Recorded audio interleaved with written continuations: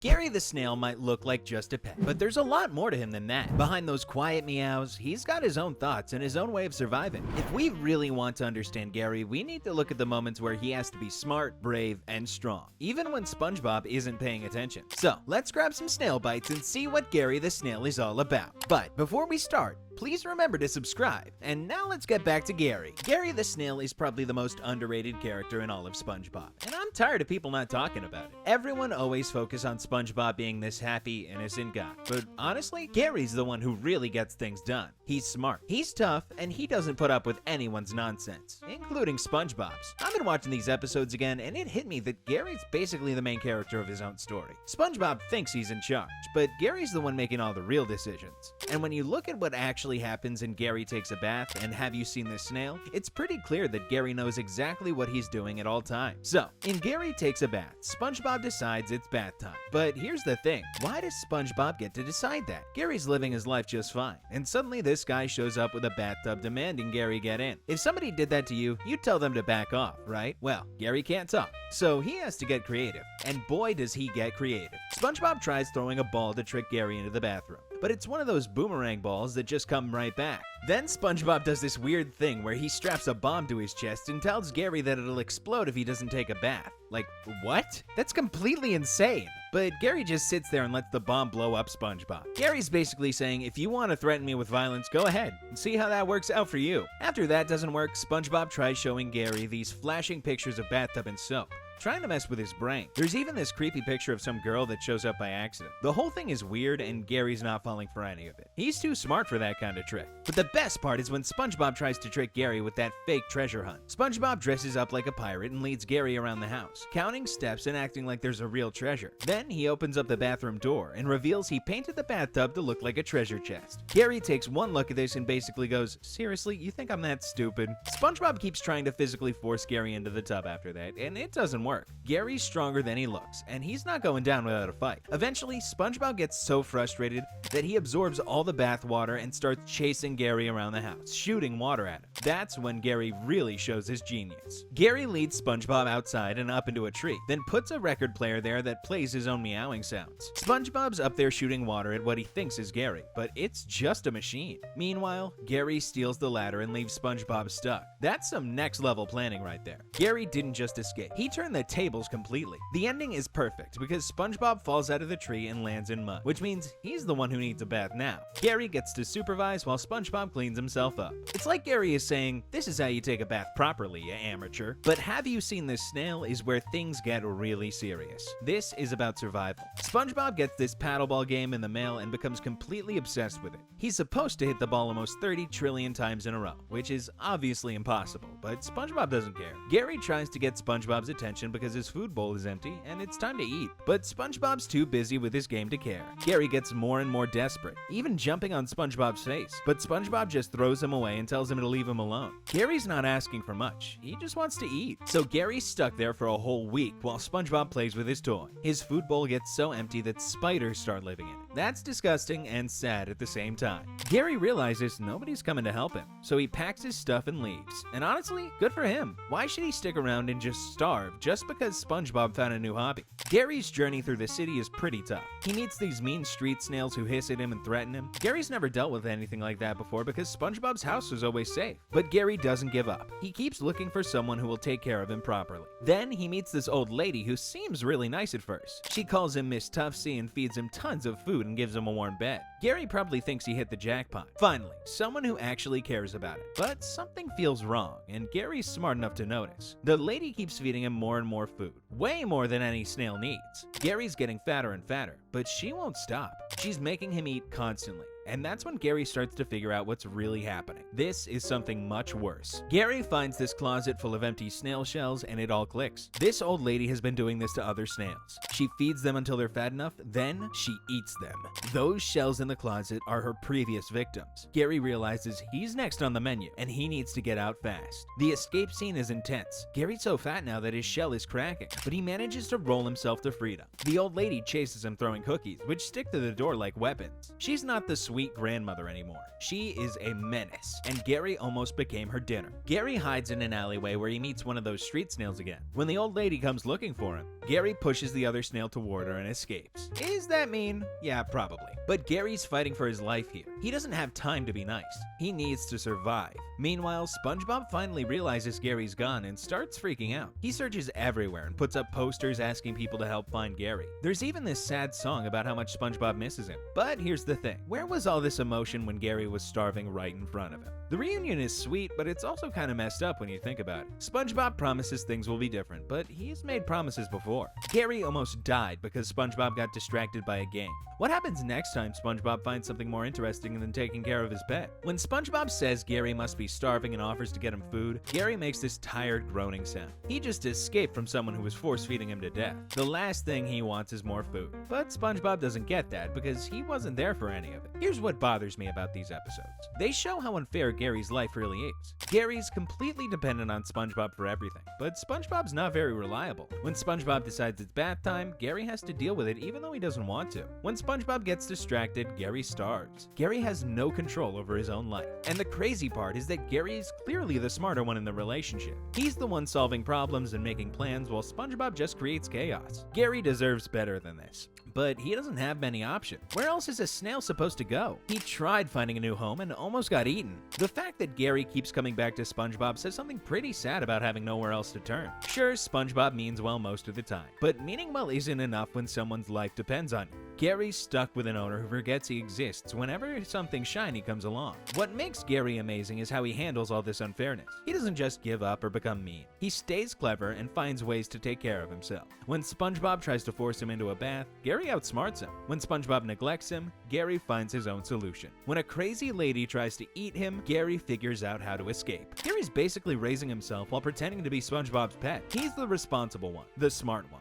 and the one who actually gets things done. SpongeBob might think he's the owner, but Gary's really the one running the show. And honestly, that's probably for the best. Gary shows he's smart and strong when he has to be. But next, we see just how tricky and selfish he can really get. You know what really bugs me about Gary the Snail? Everyone thinks he's this innocent, sweet little pet who just wants to be loved. But when you actually watch Dumped and Gary and Spot, it becomes pretty clear that Gary's way more complicated than that. He's making deliberate choices about who he wants to be around and why. And honestly, some of those choices are pretty messed up. I've been thinking about these episodes a lot lately, and it hit me that Gary's basically living a double life. During the day, he plays the role of SpongeBob's cute pet, but at night, when other opportunities come up, he shows his true colors. And those true colors aren't nearly as innocent as people think. The whole thing with Dumped really shows you what Gary's actually like when he wants something. Everyone acts like it's this cute episode about pet jealousy, but it's actually showing us something way darker about Gary's character. Gary's playing tag with SpongeBob when Patrick joins in, and suddenly Gary's all over Patrick like he's never seen another person before.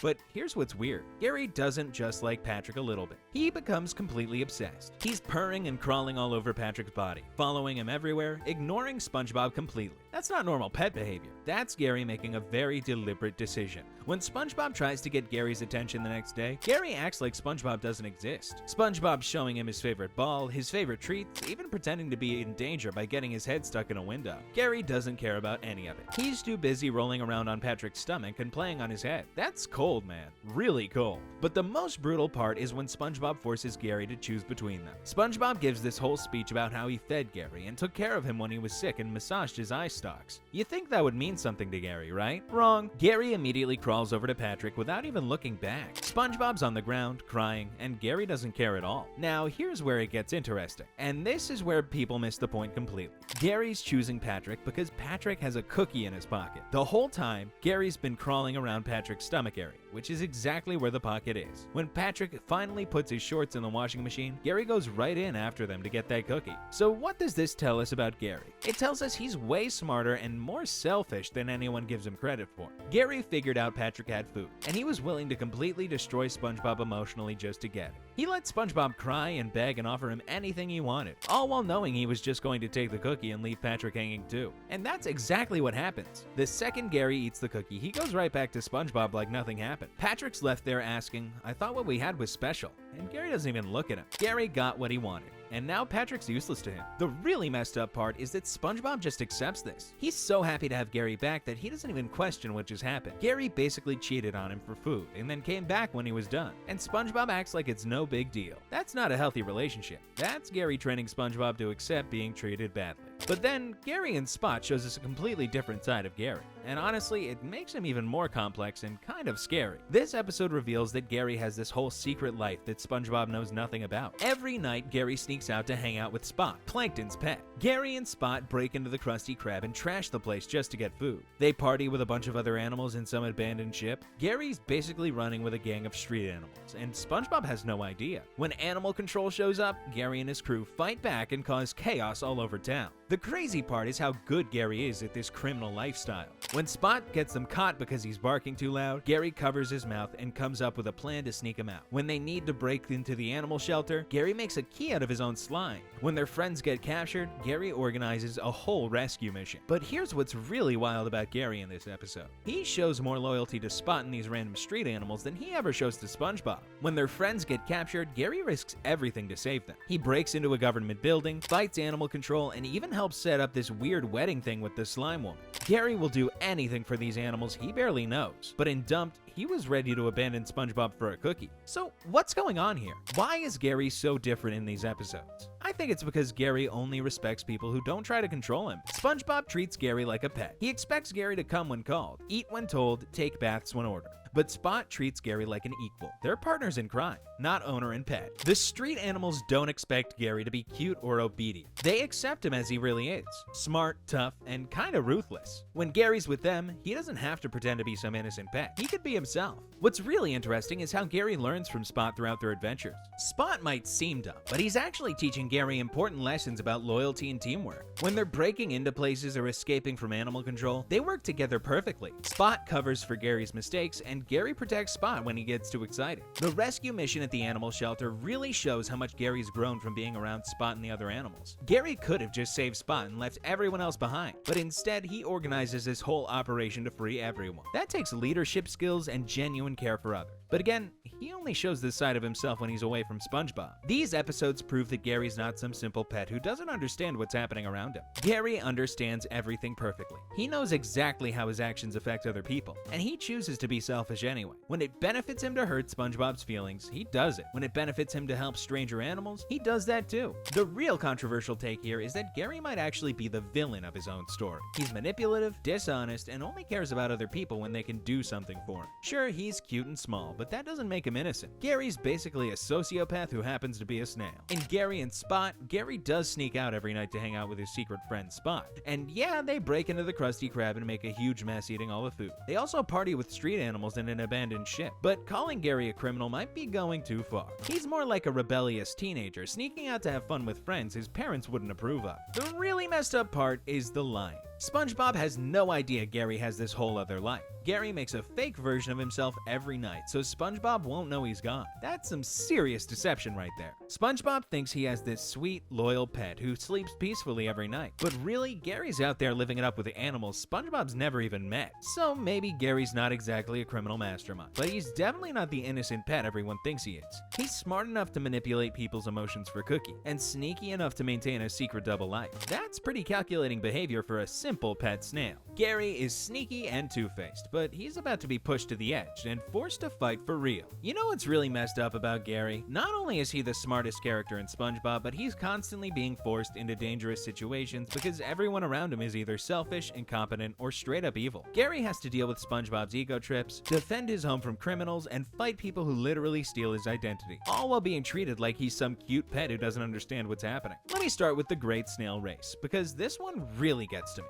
SpongeBob hears that Squidward has this fancy purebred snail named Snelly, and instead of just being happy for his neighbor, SpongeBob gets all competitive and decides Gary needs to be in this race too. But here's the thing, Gary never asked to be in any race. Gary was perfectly happy watching TV and living his normal life. What SpongeBob does to Gary in this episode is straight up abuse, and nobody talks about it enough. SpongeBob forces Gary to drink this gross protein shake with nails in it. Nails! He makes Gary run around all day and night without any breaks. Gary's clearly exhausted, but SpongeBob keeps pushing him harder and harder. When they get to the race, Gary can barely move. His eyes explode. His shell breaks open like a car engine, and he literally catches on fire and crashes into a wall. And you know what the worst part is? Gary keeps going anyway. Even after SpongeBob tells him he can stop, Gary pushes himself until he completely breaks down. That's not determination. That's what happens when someone's been trained to think they have to keep performing no matter how much it hurts them. Gary's been conditioned to believe that SpongeBob's approval is more important than his own safety. The ending where Snelly falls in love with Gary is supposed to be sweet, but think about what really happened here. Gary almost died trying to win some stupid race that meant nothing to him, and his reward is a girlfriend? That's messed up. Gary should have gotten an apology and maybe some therapy, not a romantic subplot. But then Pineapple Invasion shows us a completely different side of Gary, and honestly, this is where things get interesting. When Plankton tries to break into SpongeBob's house to steal the secret formula, Gary becomes this incredible defender. He's not the helpless victim from the racing episode anymore. He's smart, he's tough, and he's not taking any nonsense from anybody. Gary sees right through Plankton's disguises immediately. When Plankton shows up as a salesman, Gary slams the door in his face. When he comes back dressed as a Girl Scout, Gary just moves the whole couch outside with Plankton on it. That's cold and efficient. Gary's not wasting time with explanations or warning. He's just getting rid of the problem. The real impressive part is when Plankton actually gets inside the house. Gary sets up this elaborate trap system that's like something out of a cartoon, which makes sense because it's a cartoon. He's got slime on the stairs, a record player, glue, a bowling ball. Gary turned his own home into a fortress, and he did it all by himself. When Plankton tries to hide in Gary's shell, Gary chases him around his own body. That takes some serious multitasking skill. What's wild about this episode is that Gary's protecting the secret formula, but SpongeBob left it sitting on top of the TV the whole time. Gary's fighting this whole battle while the thing he's supposed to be protecting is just sitting there in plain sight. But Gary doesn't know that, so he's risking everything to keep Plankton away from what he thinks is his job. Shellback shenanigans is where things get really twisted though. Plankton tricks Gary into leaving his shell behind and uses it to impersonate Gary. This is like someone stealing your house and wearing your clothes while pretending to be you. That's seriously messed up. Gary falls for Plankton's vacation scam at first, which shows he's not perfect. He wants to go to this fancy snail resort, so he hands over his shell and leaves. But when Gary sees Plankton pretending to be him, he gets off that bus immediately and comes back to handle business. Gary doesn't call for help or wait for SpongeBob to figure it out. He takes care of the problem himself. The fight scene between Gary and Plankton is brutal. Gary beats Plankton so badly that Mr. Krabs decides to hire Gary as a bouncer. When Plankton comes back in another disguise, Gary growls at him and Plankton runs away screaming. Gary's reputation is so scary now that just looking at him makes Plankton panic. But here's what's really interesting about Gary's story. It shows him learning to stand up for himself. In the Great Snail Race, Gary almost dies trying to please SpongeBob. But by Pineapple Invasion and Shellback shenanigans, Gary's not taking orders from anybody. He's making his own decisions about who gets into this house and who deserves to get beaten up. The progression is actually pretty dark when you think about it. Gary starts as this obedient pet who'll do anything his owner wants, even if it hurts him. But then he realizes that sometimes the people who are supposed to protect you aren't paying attention, and you have to protect yourself.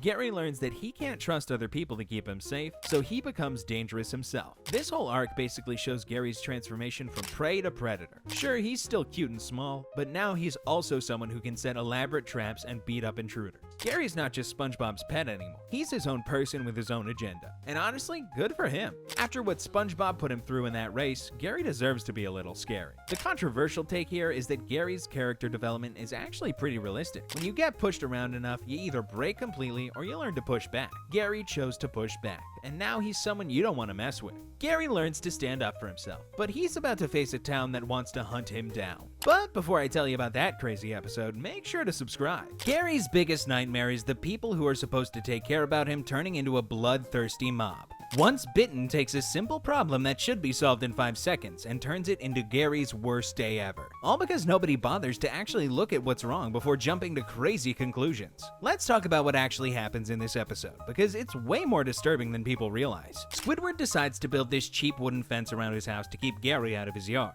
The fence is so poorly made that it's full of splinters, and Gary gets one stuck in his foot. Now, if you've ever had a splinter, you know how much that hurts. Gary's walking around in constant pain, and naturally, he's not in a good mood. But instead of anyone noticing that Gary might be hurt, they all just assume he's turned into some kind of monster. When Gary bites Squidward, probably because Squidward's the one who built the crappy fence that hurt him in the first place, everyone freaks out. Patrick, being Patrick, immediately starts talking about mad snail disease like he's some kind of expert. And here's where things get really dark. Patrick describes this fake disease like it's the end of the world. He tells everyone that Gary's bite will turn people into zombies, and suddenly the whole town loses their mind. Think about that for a second. One guy makes up a completely fake disease, and within hours, the entire population of Bikini Bottom is ready to commit murder. That says something pretty terrible about how easily people can be manipulated by fear. The news media makes everything worse, of course. They start broadcasting this news blast about terror and disease spreading like wildfire. They interview Squidward, who's just playing along with the whole zombie thing, and then other people start claiming they have symptoms too. It's like watching a real-life example of mass hysteria, except it's happening to a cartoon snail who just has a splinter in his foot. What's really sick is how quickly everyone turns on Gary. These are supposed to be his neighbors, people who've known him for years, but the second someone suggests he might be dangerous, they're ready to hunt him down with nets and torches. Gary's been living peacefully in this town his whole life, and now suddenly he's public enemy number one because he's in pain and acting cranky. The worst part is how they treat Spongebob. When Spongebob tries to defend Gary, they act like he's the crazy one. Spongebob knows Gary better than anyone, and he's trying to tell them that something's wrong. Not that Gary's turned evil, but nobody listens to him. They're too busy being scared of their own shadows to actually think about what's happening. Then Gary bites SpongeBob, and even SpongeBob starts to doubt him for a minute. That moment where SpongeBob looks at his bitten hand and says, "Gary, how could you?" is heartbreaking. Gary's best friend, the one person who should understand him, starts to believe the lies too. Gary must have felt completely alone in that moment. The mob scene at the Krusty Krab is absolutely terrifying. All these adults with weapons demanding that SpongeBob hand over Gary so they can kill him. They're talking about stopping the madness and ending the disease, but really they're just a mob going after an innocent animal who's hurt and scared. SpongeBob has to physically protect Gary from people who want to murder him based on a made-up story. When Dr. Gilliam finally shows up and explains that mad snail disease doesn't exist, everyone just goes back to normal, like nothing happened. They were ready to kill Gary 5 minutes ago, but now that a doctor told them it was all fake, they're perfectly fine. Nobody apologizes to Gary. Nobody feels bad about what they almost did. They just move on like Gary's suffering didn't matter. The doctor finds the splinter in Gary's foot and removes it, and suddenly Gary's back to his normal sweet self. That tiny piece of wood was causing all his pain and anger. If someone had just looked at Gary properly instead of assuming he was diseased, they would have solved the whole problem in seconds. But instead, Gary had to go through hours of being hunted and hated while he was already in pain. The ending where Gary bites Mr. Krabs for no reason is supposed to be funny, but it's actually pretty sad. Gary's learned that people around him will turn on him the second things get weird. He's probably thinking, if they're going to treat me like a monster anyway, now why not act like one?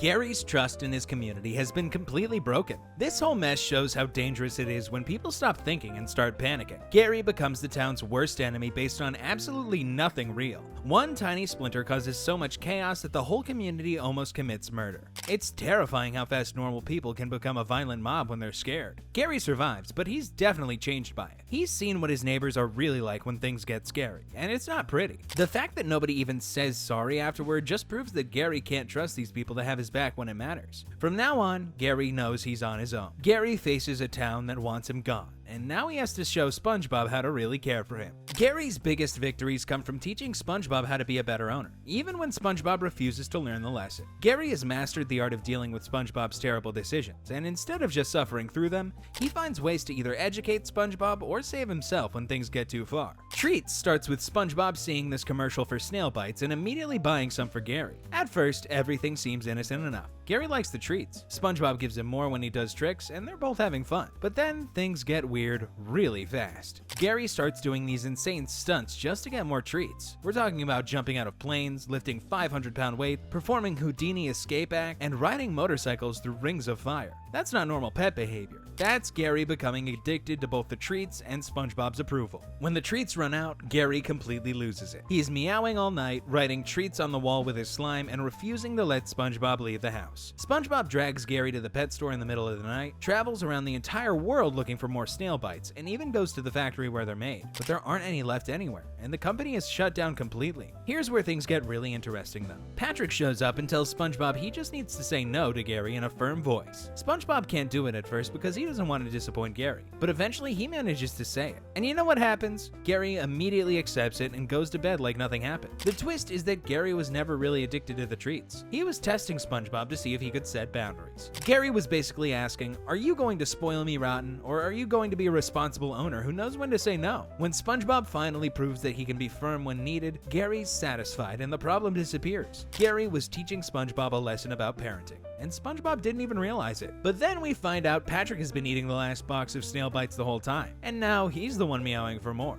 That's the real joke. Gary was in control the entire time, while Patrick actually did get addicted. Gary's smarter than everyone gives him credit for. A pal for Gary is way darker though, and it shows what happens when SpongeBob's poor judgment actually puts Gary in real danger. SpongeBob feels guilty about leaving Gary alone all day, so he decides to get Gary a companion. He buys this thing called a Puffy Fluffy from some lady who repeatedly warns him that these creatures are extremely dangerous and hostile toward other pets, especially snails. But SpongeBob completely ignores her warnings and takes one home anyway. From the moment SpongeBob leaves the room, Puffy Fluffy starts threatening Gary. It eats all of Gary's food, destroys his toys, and makes it clear that it wants to kill him. But every time SpongeBob comes back, Puffy Fluffy pretends to be cute and innocent, so SpongeBob thinks Gary's the one causing problems. This is where SpongeBob becomes genuinely awful. Gary keeps trying to tell him that Puffy Fluffy is dangerous, but SpongeBob won't listen. Instead, he scolds Gary for being unfriendly and forces them to sleep in the same bed. SpongeBob is so determined to believe that his plan is working that he ignores all the evidence that Gary's in trouble. That night, Puffy Fluffy transforms into this massive monster and tries to eat Gary.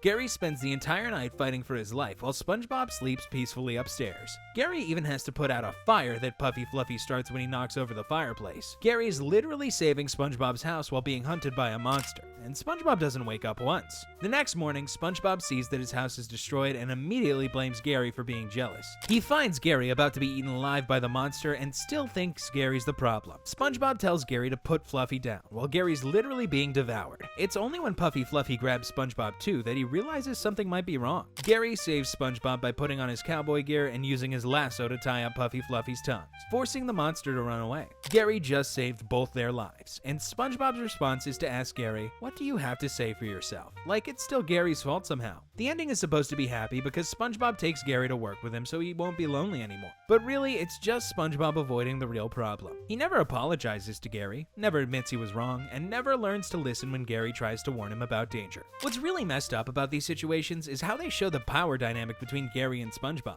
In one case, Gary has to manipulate SpongeBob into learning basic parenting skills. In the other, Gary has to save both of them because SpongeBob's too stubborn to admit he made a mistake. Gary gets what he needs in the end. SpongeBob learns to say no when necessary, and Gary gets to come to work instead of being left with dangerous pets. But Gary had to fight for these things. He had to outsmart SpongeBob in one situation and literally battle a monster in the other. SpongeBob never listens to Gary and does the right thing. Gary has to force him to be better. The uncomfortable truth here is that Gary's the real adult in this relationship. He's constantly having to manage SpongeBob's emotions, teach him lessons, and clean up his mistakes. SpongeBob thinks he's taking care of Gary, but it's really the other way around. Gary's victories show him at his most capable. He can teach lessons, survive monster attacks, and save the day when needed. But they also show how exhausting it must be to have an owner who makes terrible decisions and refuses to learn from them. Gary wins in the end, but he shouldn't have to work this hard just to be safe and happy. You know what's wild about Gary? Dude basically becomes a completely different person when he gets new abilities. And it's honestly kind of scary how power corrupts him. Like, whenever Gary gets something that makes him special, whether it's physical abilities, communication skills, or emotional experiences, he either becomes a jerk or gets his heart broken. It's actually pretty realistic if you think about it. Gary's Got Legs is probably the most messed up because it shows how quickly Gary turns into a bully when he gets something other snails don't have.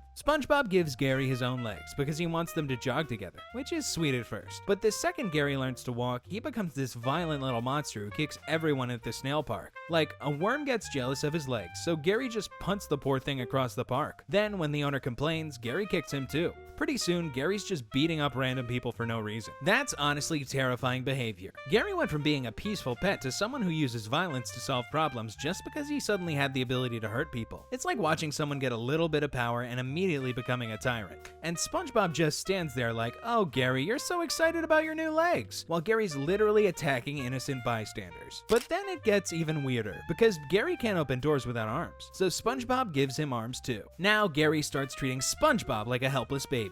He carries him everywhere, feeds him by hand, basically does everything for him. SpongeBob thinks this is great because he's being pampered, but after a weekend of this, SpongeBob can't even crawl because his muscles have completely atrophied. Meanwhile, Gary goes to SpongeBob's job and starts cooking Krabby Patties, but he's getting slime all over them. Gary's basically trying to replace SpongeBob in every aspect of his life. When Mr. Krabs checks on them, SpongeBob is turned into a snail and Gary's acting like SpongeBob. They've completely switched personalities, which is genuinely disturbing. The whole thing is like a horror story about codependency. Gary Gary becomes so controlling that he literally destroys SpongeBob, and SpongeBob becomes so dependent that he loses his basic human functions. It's only when Mr. Krabs cuts off Gary's limbs that things go back to normal. But even then, they end up sleeping in each other's beds, so they're still weirdly obsessed with each other. Chatterbox Gary is fascinating because it shows what Gary really thinks about everyone, and honestly, Gary's kind of a savage. SpongeBob buys Gary this translation collar so he can finally understand what Gary is saying, and Gary immediately starts roasting people. He calls Patrick Stinky Man and Sandy Hairy Astronaut Lady, which is kind of rude but also kind of funny.